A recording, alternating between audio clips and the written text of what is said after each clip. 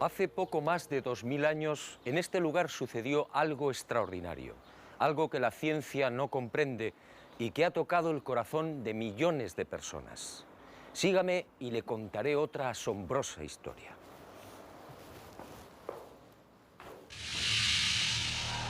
Todo empezó con el ajusticiamiento de un hombre. Fue brutalmente torturado. Fue azotado. Cargó un pesado madero hasta el lugar de ejecución. Fue clavado por las muñecas y pies y murió en la cruz. Y fue sepultado.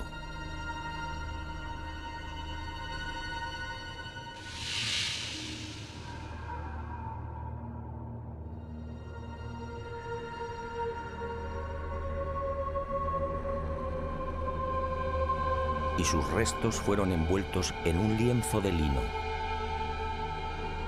Y al poco de morir, algo singular y extraordinario acaeció en el interior de la sepultura.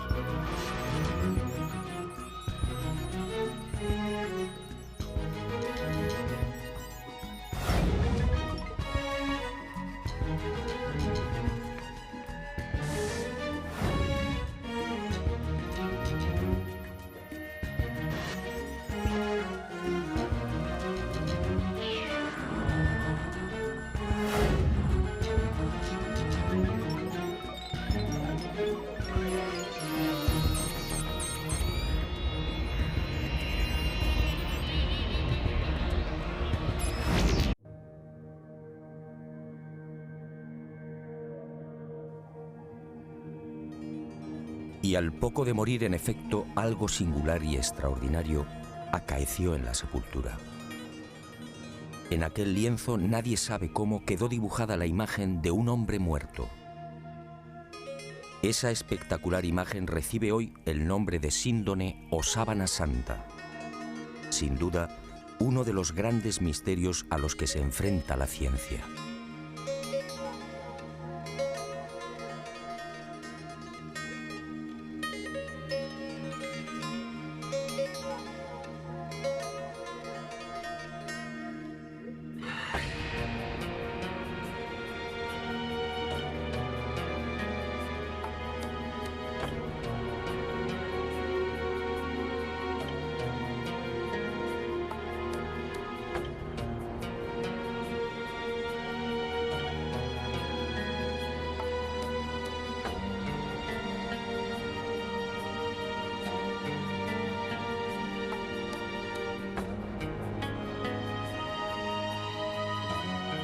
Tras aquel enigmático y trascendental suceso que los creyentes en Jesús de Nazaret identifican con la resurrección, el lienzo de lino desaparece y se ve envuelto en toda clase de leyendas y rumores.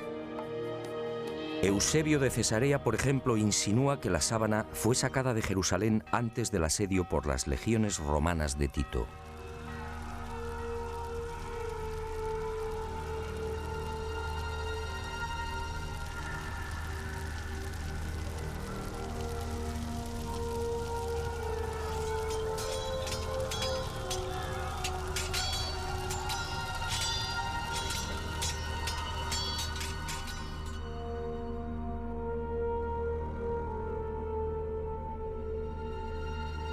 y los discípulos del Maestro pudieron ocultarla en la ciudad de Pela, al este del Jordán.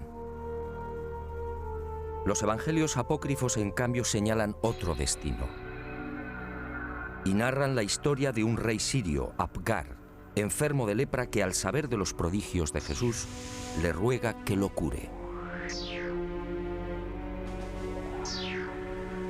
En una más que supuesta carta, Jesús responde anunciándole que una vez cumplida su misión enviará a Edesa, la actual ciudad turca de Urfa, a uno de sus discípulos para sanarle. Y la tradición asegura que Apgar, al envolverse en la sábana santa, quedó curado.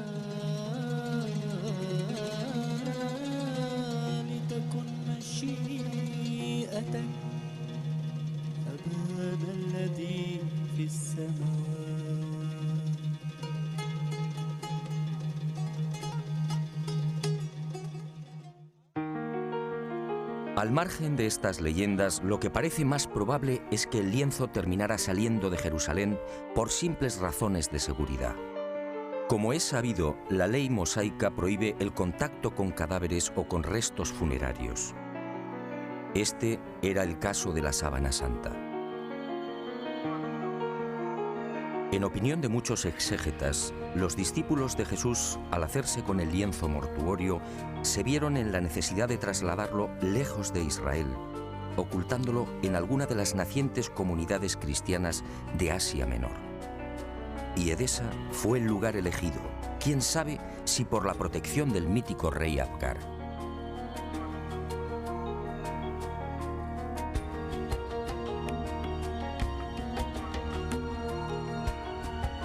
Esa misma leyenda asegura que uno de los hijos de Apgar V, al hacerse con el poder, retornó al paganismo, persiguiendo a los cristianos de Edesa. Y la sábana fue escondida en el interior de la muralla, sobre la puerta occidental. Después, durante siglos, silencio. Y en el año 525, al fin, una nueva pista. Cuentan las crónicas que en esa fecha Eulalio, obispo de Edesa, tuvo un sueño. Y en él una mujer le señaló el lugar donde se hallaba escondida la sábana. Al retirar los ladrillos de la muralla, el obispo en efecto encontró el lienzo. Desde entonces, la imagen del hombre muerto fue expuesta y venerada en Edesa. Y no se sabe exactamente por qué, pero solo fue mostrada la cabeza. Esta imagen recibiría el nombre de Mandilion, una imagen que inspiró sin duda a infinidad de artistas bizantinos y medievales.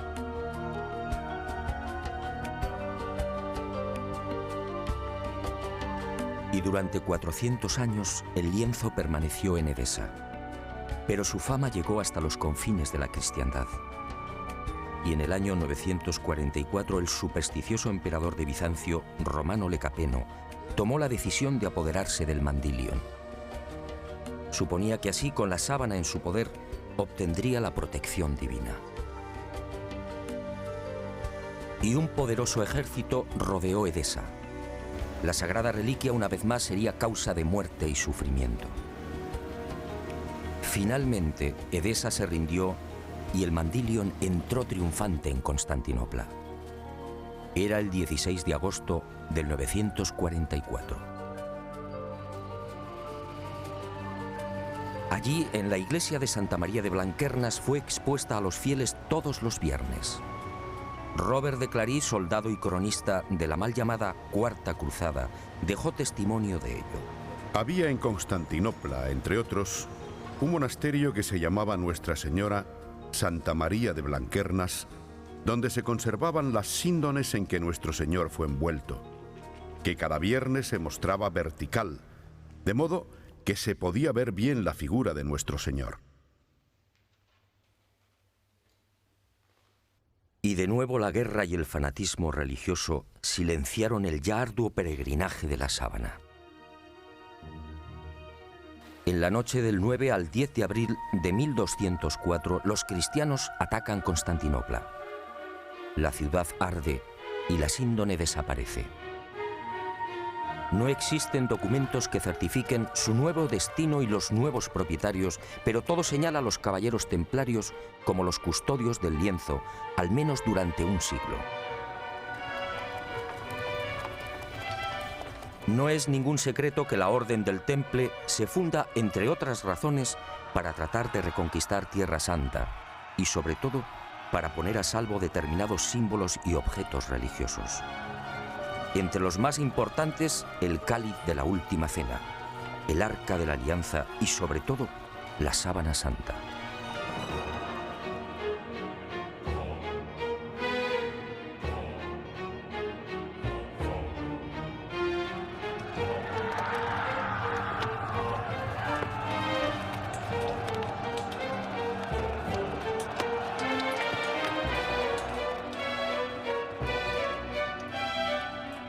Los caballeros templarios disponían de una información privilegiada y a lo largo de la conquista de los santos lugares peinaron Jerusalén y los subterráneos de la Ciudad Santa. En especial, los túneles y cámaras secretos de lo que fue el primero y segundo templos de Salomón. ¿Encontraron lo que buscaban? En mi opinión, nunca hallaron el Santo Grial o el Arca, pero sí la Sábana Santa.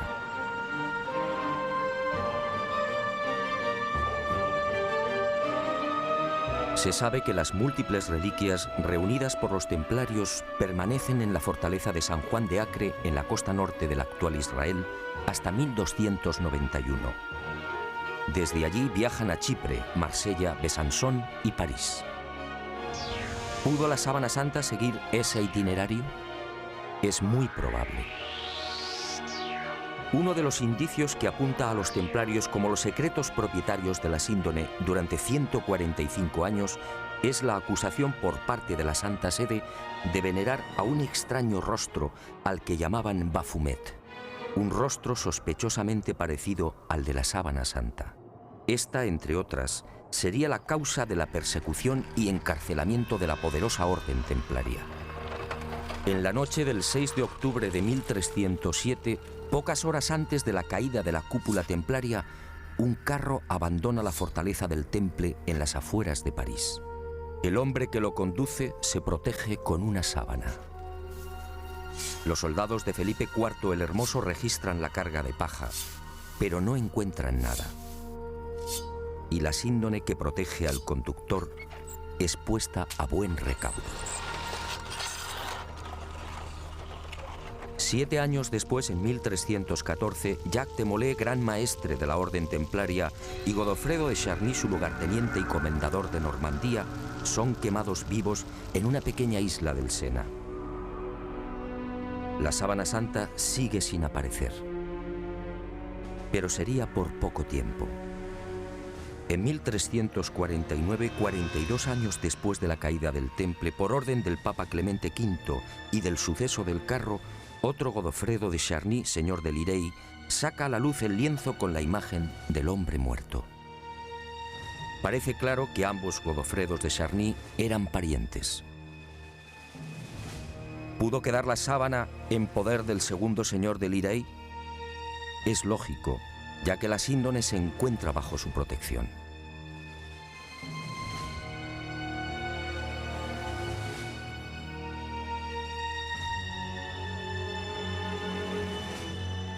Y el sagrado lienzo es expuesto de nuevo a la veneración pública.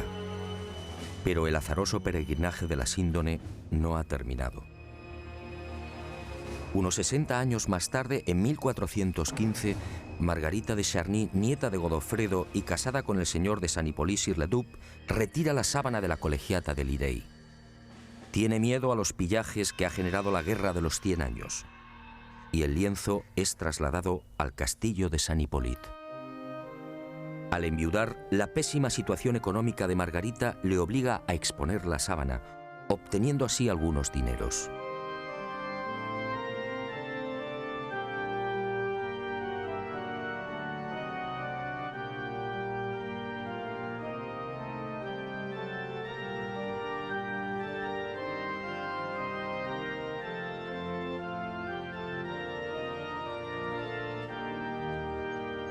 Las penurias económicas de Margarita de Charny se agudizan y finalmente se ve obligada a ceder el lienzo a la Casa de Saboya.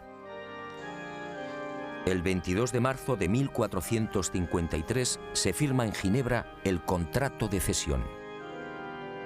A partir de ese momento y hasta 1983, la síndone sería propiedad de los Saboya. El 18 de marzo de ese año, los herederos de Humberto II de Saboya, ex rey de Italia, entregarían la sábana santa al Vaticano. Y el lienzo, como si de una maldición se tratase, continuó peregrinando de castillo en castillo. Por fin, en 1502, reposaría temporalmente en Chambéry. Fue en esta capilla en la noche del 3 al 4 de diciembre de 1532 donde la sábana santa estuvo a punto de ser destruida. Se declara un pavoroso incendio provocado al parecer por los calvinistas, y la urna de plata que contiene la reliquia, regalo de Margarita de Austria en 1509, es retirada en el último momento. El fuego alcanza a la urna y varias gotas de plata fundida queman y traspasan los 48 pliegues en que se hallaba doblado el lienzo. También el agua empleada para sofocar el incendio impregna parte de la sábana, formando rombos que se repiten simétricamente a lo largo de la imagen.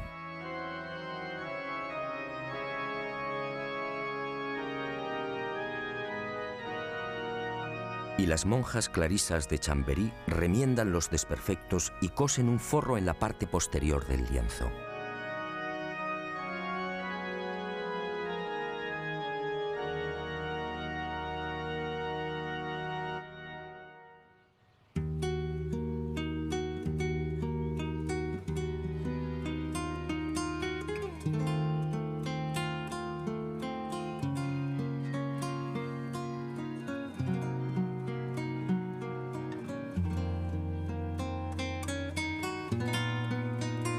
La sábana santa se salva milagrosamente y la imagen vuelve a ser expuesta, ahora mágicamente centrada entre las líneas paralelas que dejó el fuego.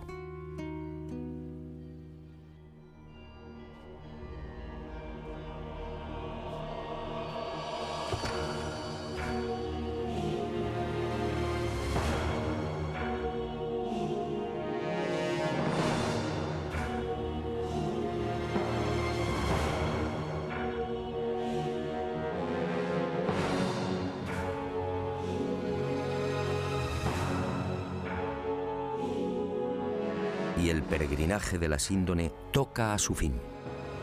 En 1578 se declara una epidemia de peste en Milán. San Carlos Borromeo, entonces cardenal de la ciudad italiana, hace una solemne promesa. Si desaparece la peste, caminará hasta Chambéry arrodillándose ante la síndone. La epidemia remite y el cardenal se dirige a Francia. Pero la Casa de Saboya, propietaria de la reliquia, se apiada de Carlos Borromeo y para evitar que cruce los Alpes traslada la sábana santa a mitad de camino entre Milán y Chambéry.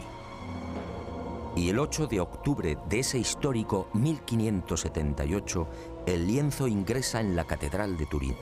Un siglo después, en 1694, pasaría a la capilla diseñada por Guarini y allí ha permanecido hasta nuestros días.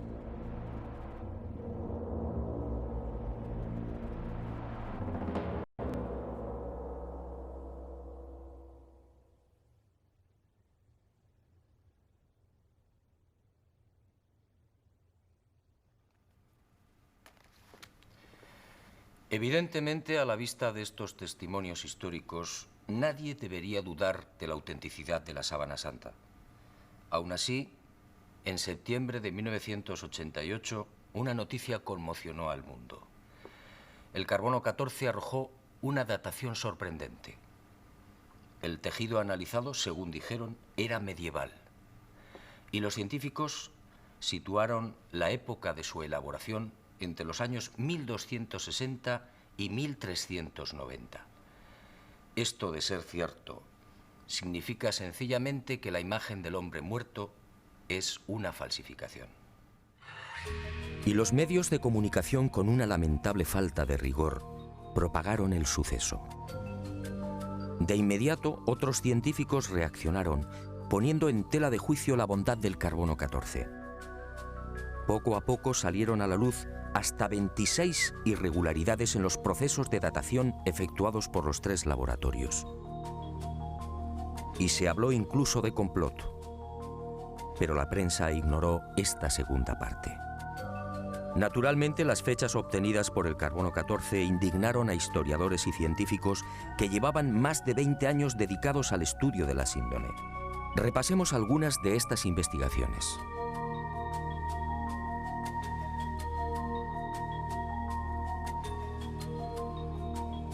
El fotógrafo turinés Secondo Pia recibe el encargo de la Casa de Saboya de tomar varias imágenes de la Sábana Santa. Son las primeras fotos de la síndone. Al revelar las enormes placas, el fotógrafo queda perplejo. Los negativos en realidad son un positivo. Y el mundo contempla por primera vez el auténtico rostro y la imagen real del hombre muerto. La síndone, por tanto, es un negativo fotográfico. ¿Había fotógrafos en los siglos XIII y XIV? Un primer grupo de expertos examina la síndone y toma muestras de los hilos de lino. Nuevas sorpresas. No hay pintura, tintes ni pigmentos. Nadie se explica la formación de la imagen. El profesor Raes del Instituto de Tecnología Textil de Gante analiza estos hilillos y descubre con el microscopio la presencia de fibras de algodón. En Europa no se tejió el algodón hasta finales del siglo XV. La síndone, además, fue tejida a mano y con una textura denominada espina de pescado, una modalidad que llegaría al viejo continente en ese mismo siglo XV. El lienzo, en definitiva, según Gilbert Raes, es idéntico a los confeccionados en el Medio Oriente en el siglo I. Y surge otra inevitable pregunta. ¿Cómo se las ingenió el falsificador de los siglos XIII o XIV para introducir en la urdimbre unas fibras de algodón todavía desconocidas en Europa? Médicos y antropólogos examinan también la figura del hombre muerto. Lo que ven les llena de admiración. Aquel varón de claro perfil caucásico fue un atleta. Altura 1,81 metros. Perímetro de la caja torácica 99 centímetros. Longitud de las piernas 94 centímetros. Extremidades superiores 82 centímetros. Altura de los hombros, medida entre los puntos acromiales, 45 centímetros. Perímetro máximo de las rodillas, 42 centímetros. Peso total alrededor de 80 kilos. Peso aproximado del cerebro, 1.492 gramos. Rostro estrecho, con rasgos semíticos. Raza blanca. En suma, un ejemplar casi perfecto de una extraordinaria belleza.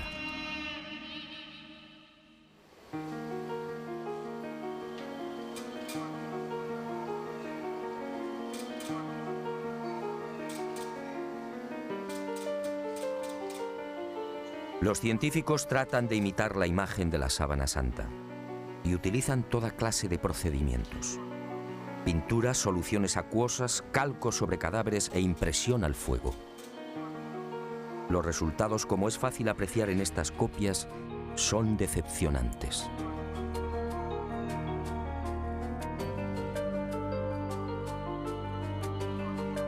Ninguna de las imágenes obtenidas presenta la belleza, serenidad y perfección del hombre muerto.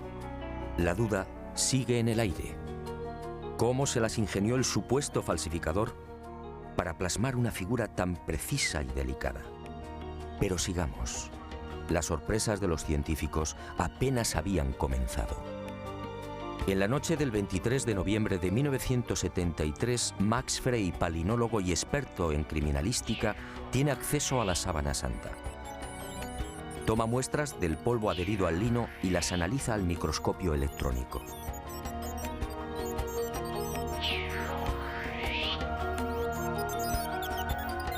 Entre los hilos del tejido fueron apareciendo ejemplares de polen de plantas típicamente palestinas. La asueda fue una de las primeras. Después llegaron otros pólenes de la flora halofita que creció en el Negev y en los estratos sedimentarios del lago de Genezaret hace 2000 años. Plantas hoy extinguidas cuyos pólenes fueron arrastrados por los vientos hasta la ciudad de Jerusalén. Y allí quedaron prisioneros entre los hilos de la síndone.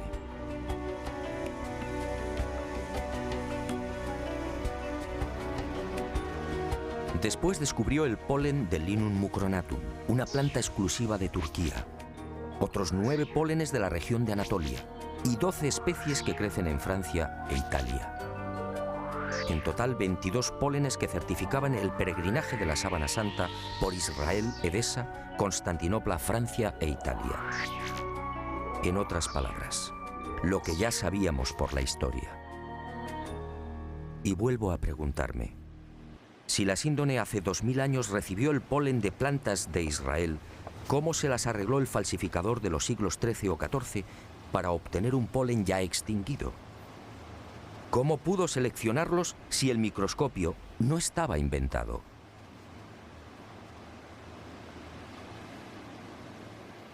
Los descubrimientos de Max Frey, en efecto, hablan por sí mismos. La presencia del polen debería de haber sido más que suficiente para silenciar a cuantos negaban la autenticidad de la síndone. Pero el carbono 14 siguió eclipsando estos aplastantes hallazgos científicos. Tampoco era de extrañar al tratarse de la supuesta imagen de un dios.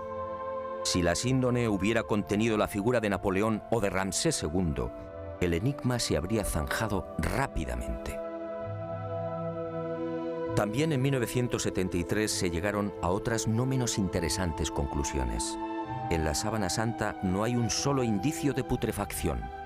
¿Cómo era posible? Si la imagen era el resultado de la aplicación a la tela de moléculas orgánicas, bien de origen natural o artificial, ¿cómo explicar que el intenso calor generado por el incendio de Chambéry no hubiera modificado su color?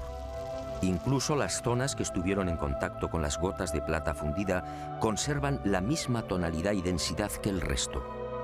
De haber sido una falsificación, esas regiones aparecerían claramente alteradas y descoloridas.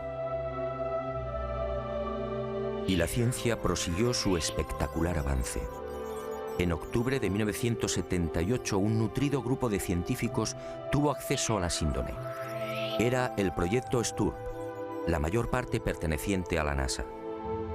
Y la Sábana Santa fue sometida a una minuciosa y amplísima batería de experimentos científicos. Los resultados, una vez más, impresionaron a los especialistas. Veamos algunos de ellos. En la imagen del hombre muerto se observan numerosos coágulos, manchas y reguerillos de sangre. Pues bien, nadie logró explicar por qué esos coágulos aparecen intactos y con los bordes perfectamente definidos. Si aceptaban la hipótesis del robo del cadáver, dichas manchas tendrían que haber sufrido las lógicas roturas y desflecados. Al introducir un escáner entre el lienzo y el forro cosido por las monjas clarisas de Chambéry, se observó que la sangre había penetrado también en el reverso del lienzo. Aquella sangre era del grupo AB, muy común entre los judíos. Las diferentes analíticas y pruebas hematoscópicas demostraron la presencia en la imagen de sangre venosa y arterial, así como de la albúmina del suero sanguíneo. Y el veredicto del carbono 14 quedó nuevamente en ridículo. ¿Qué falsificador de los siglos XIII o XIV tenía la capacidad para aislar y distinguir el grupo AB o la sangre venosa del arterial? Como es sabido, mucho después, en el siglo XVI, el español Miguel Servet fue condenado a la hoguera por asegurar, entre otras cosas, que la sangre circulaba. Y los científicos volvieron a comprobar lo que ya se sabía: ni rastro de pintura ni de pigmentación alguna. Aquel supuesto falsificador efectivamente tuvo que ser un genio. Otra de las sorpresas llegó al explorar los hilos. En este tipo de tejido, cada hilillo está integrado por unas 200 fibras. Vistas al microscopio parecen cañas de bambú. Pues bien, De esas 200 fibras, solo 2 o 3, las más superficiales, aparecían chamuscadas. Solo 2 o 3 eran las responsables de la formación de la imagen.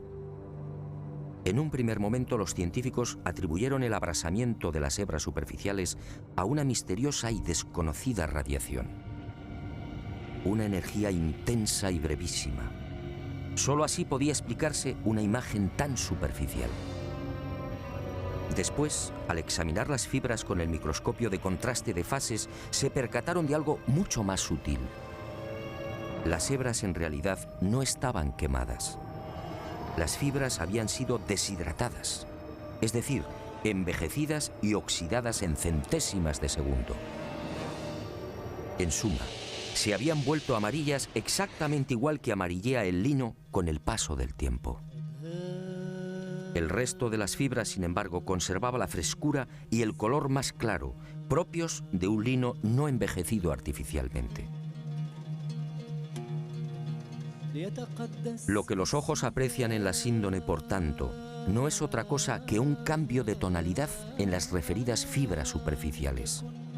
Increíble, sí. La imagen del hombre muerto, según los científicos, tiene su origen en un singular mecanismo de envejecimiento. Dos de los científicos del proyecto STURP, los entonces capitanes de las Fuerzas Aéreas norteamericanas, Jackson y Jumper, serían los descubridores de otra de las singularidades de la imagen de la Sábana Santa de Turín. Al detectar aquella anomalía, sus esquemas mentales se vinieron abajo definitivamente. Trabajando con las computadoras, se percataron de algo aparentemente imposible. La imagen era tridimensional. Al contrario de lo que sucede con una fotografía normal y corriente, la imagen del hombre muerto conservaba una información subterránea, solo detectable con los ordenadores.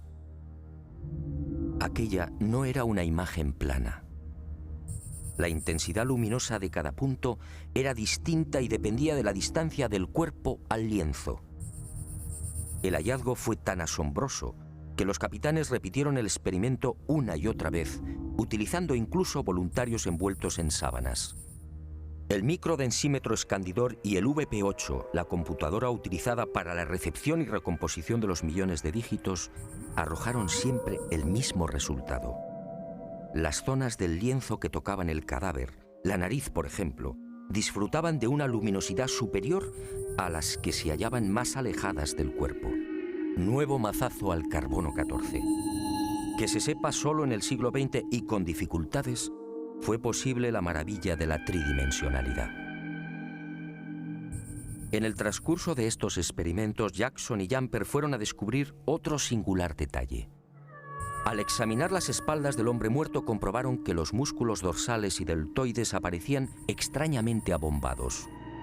Esto llevó a los científicos a la siguiente deducción. Durante el proceso de formación de la imagen, el cadáver tuvo que permanecer inmóvil e ingrávido, es decir, en el aire.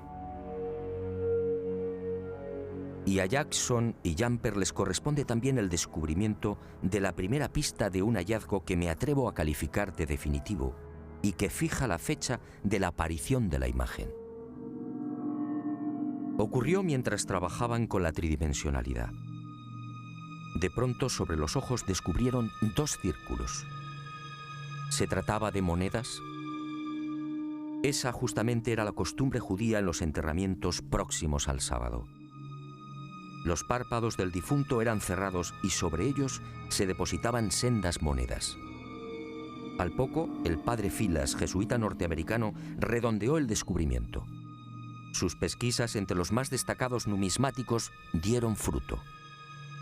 Las letras que se leen en uno de los círculos, Ukai, eran idénticas a las que presentan los leptones, unas pequeñas monedas de bronce de 2 gramos de peso y 15 milímetros de diámetro. Unas monedas acuñadas por Poncio en la provincia romana de la Judea entre los años 29 al 32.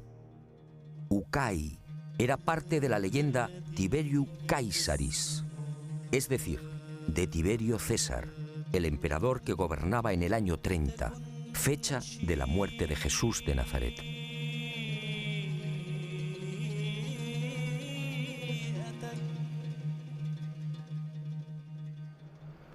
Como hemos visto, hay argumentos y pruebas científicas que demuestran sobradamente la autenticidad de la sábana santa. Alguien hace 2000 años, en aquel sepulcro, manipuló el tiempo e hizo desaparecer el cadáver. Una medida tan respetuosa como inteligente. ¿Imagina usted lo que habría sucedido si la humanidad hubiera conservado los huesos de Jesús de Nazaret?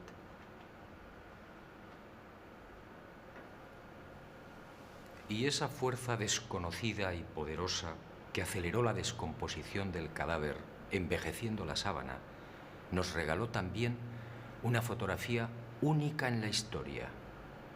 Una imagen que recuerda el horror padecido por aquel hombre. Sígame y se lo mostraré. Ah, y una advertencia. Quizá lo que se dispone a ver y escuchar no sea de su agrado. Pero esa fue la verdad. También la medicina investigó la imagen del hombre muerto, y lo que halló causó pavor entre traumatólogos, internistas, forenses y anatomistas. Examinemos paso a paso aquella pasión y muerte. Cercana a la medianoche del jueves al viernes, aquel hombre se retiró a lo más frondoso del olivar. Y una profunda angustia lo clavó a tierra. El fortísimo estrés y quizá el miedo provocaron un singular fenómeno en su piel, la hematidrosis, un sudor sanguíneo que empezó a debilitarlo. Las manchas de sangre, en efecto, cubren toda la imagen.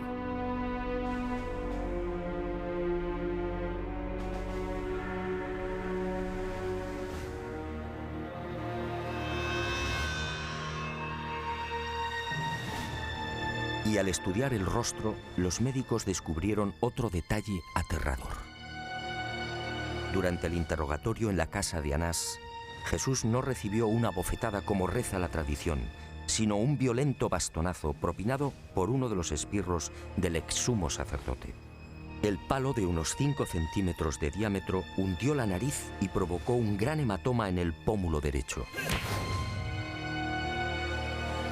Así quedó reflejado en la síndone.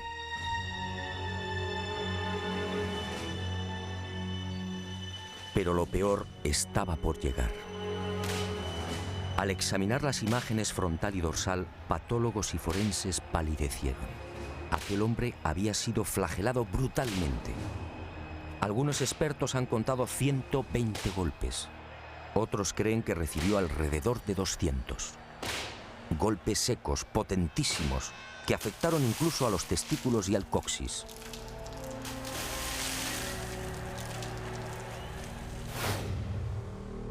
Golpes diabólicamente estudiados que no afectaron a la zona del corazón, evitando así la muerte prematura del reo.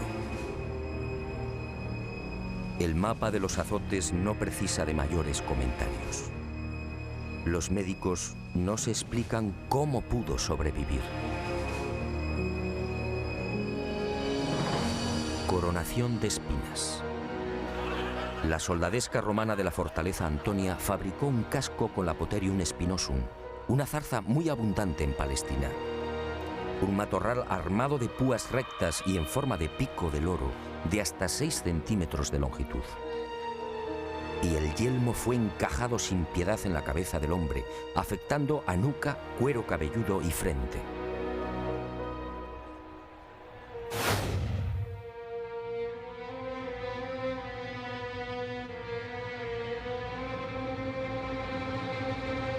La hemorragia y el dolor fueron igualmente intensísimos.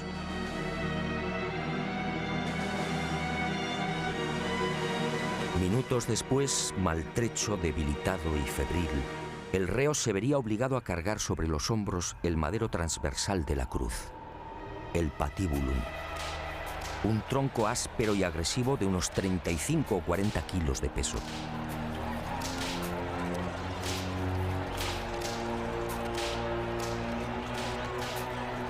Fue amarrado con una cuerda que a su vez, tras rodear el tobillo, lo vinculó a los 2 terroristas que lo acompañaban hasta el lugar de ejecución.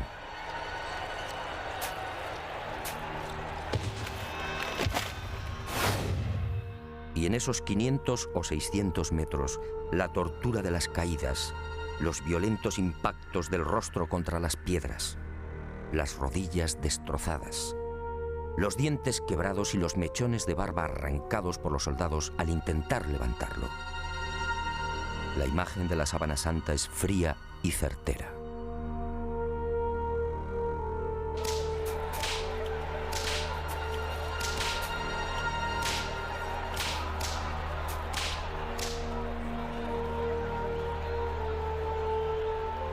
Sí, algo falló.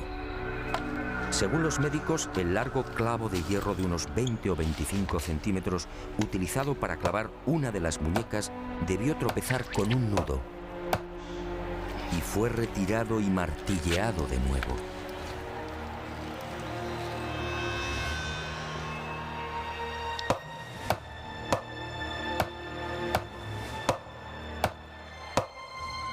El hombre de la sábana fue atravesado no por las palmas de las manos, sino por las muñecas, bien por el llamado punto de Destot o por la articulación radiocubital inferior. Los clavos rozaron el nervio mediano y provocaron la contracción de los dedos pulgares. Por eso no aparecen en la síndone.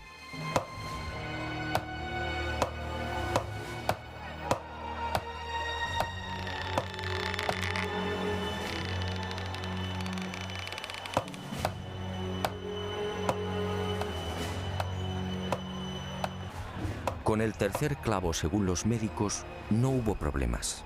Entró limpiamente cosiendo ambos pies al madero vertical. Y la pierna izquierda permaneció flexionada. Así aparece en la imagen de la síndone como consecuencia del rigor mortis. El final se acerca y el suplicio va alcanzando unos límites difíciles de imaginar. El reo necesita respirar.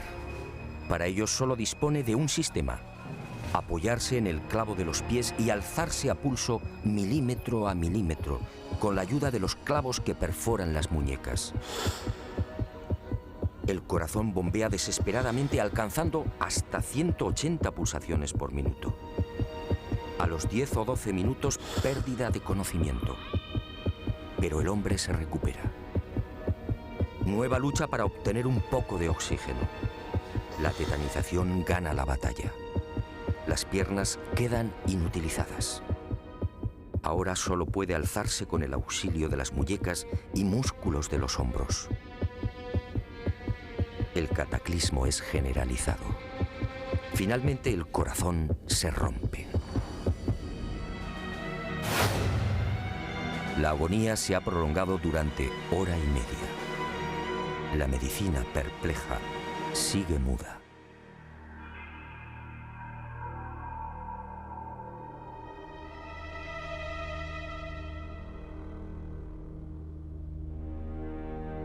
Pero el espanto y la humillación no han concluido. Uno de los soldados alancea el costado derecho del crucificado.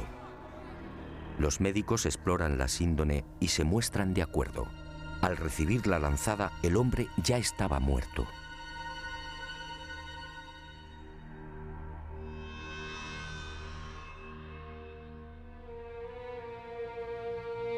La lanza resbaló por encima de la sexta costilla, atravesó pulmón y corazón y abrió la aurícula derecha. Y manó sangre y agua. Sangre de la vena cava superior. Agua o líquido seroso del pulmón. Después, en el descendimiento o en el traslado al sepulcro por efecto de la gravedad, la vena cava inferior se vació igualmente. Y ese reguero aparece también en la cintura del hombre muerto.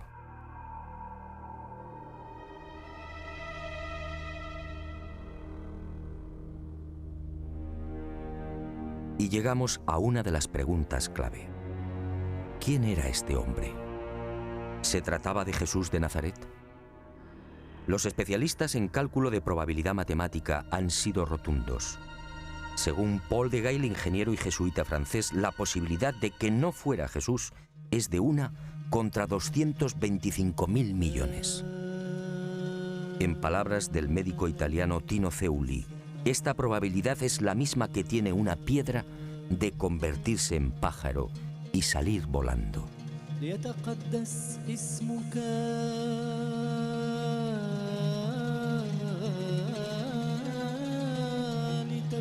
Efectivamente, esta imagen solo puede ser la del hombre que fue torturado y crucificado en Palestina hace 2000 años.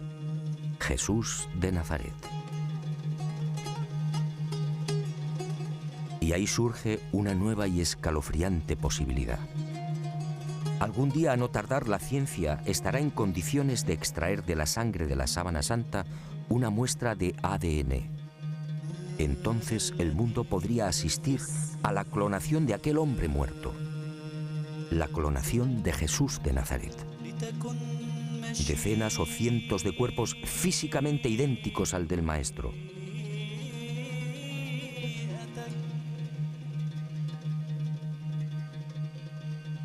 Y desde algunos sectores de la Iglesia se han alzado voces de advertencia. Atención, mañana el mundo podría comerciar con el cuerpo del Galileo. ¿Será esa la razón por la que algunos tratan de destruir la sábana santa o de reducirla a una falsificación de la Edad Media?